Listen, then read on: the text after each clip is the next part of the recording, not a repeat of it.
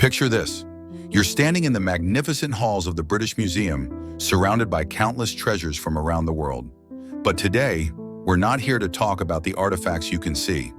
We're here to uncover something far more staggering, a hidden theft so massive that its effects still ripple through our world today. The year was 1765, and the British East India Company had just won control of Bengal, India's richest province. What followed wasn't just colonization. It was one of history's greatest transfers of wealth, ultimately adding up to an estimated $45 trillion in today's money. Let that sink in for a moment. $45 trillion. But how do we arrive at such a mind-boggling number? And more importantly, what does it really mean? Today, we're diving deep into this historical heist that changed the fate of two nations forever. Before British rule, India commanded 23% of the world's GDP. Its textiles were so fine that French and Dutch traders would pay their weight in gold. The Mughal Empire was one of the world's wealthiest, and Bengal was its crown jewel.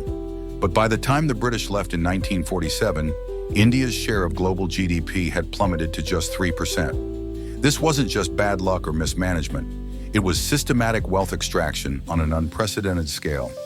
Think of it like this. Imagine you have a flourishing family business, but suddenly a powerful corporation takes control. Not only do they take your profits, but they force you to buy their products, destroy your manufacturing capabilities, and make you pay for their management costs. That's essentially what happened to India, but on a national scale. The British employed several clever mechanisms to drain India's wealth. First was the direct plunder. Tax revenues from Bengal were used to buy Indian goods, which were then exported to Britain without sending any payment back to India. It's like using someone's own money to buy their possessions. But perhaps the most insidious method was the home charges. India was forced to pay for its own conquest and administration. Yes, you heard that right. India had to pay salaries for British officials in India, pensions for British officers, and even the costs of running the India office in London. Imagine having to pay your burglars' transportation costs and retirement fund.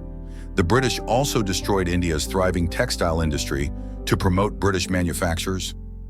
Indian weavers' thumbs were cut off to prevent them from competing with Manchester's mills.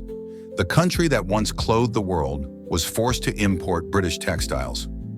By 1900, India was Britain's largest captive market. But it wasn't just about money. This massive wealth transfer fundamentally reshaped both nations. Britain used Indian wealth to finance its industrial revolution and build its railways. The money that flowed from India helped Britain become a global superpower. Meanwhile, India experienced devastating famines that killed millions. Not because there wasn't enough food, but because grain was being exported to Britain, even during times of shortage. To put this $45 trillion in perspective, it's more than twice the GDP of the United States today. If this wealth had remained in India, imagine how different the world might look. The country that gave us yoga, chess, and the number zero might have led the Industrial Revolution instead of experiencing it as a colony. This isn't just about pointing fingers or dwelling on the past. Understanding this history helps us comprehend why the world looks the way it does today. It explains why some nations industrialized early while others struggled, and why global inequality persists.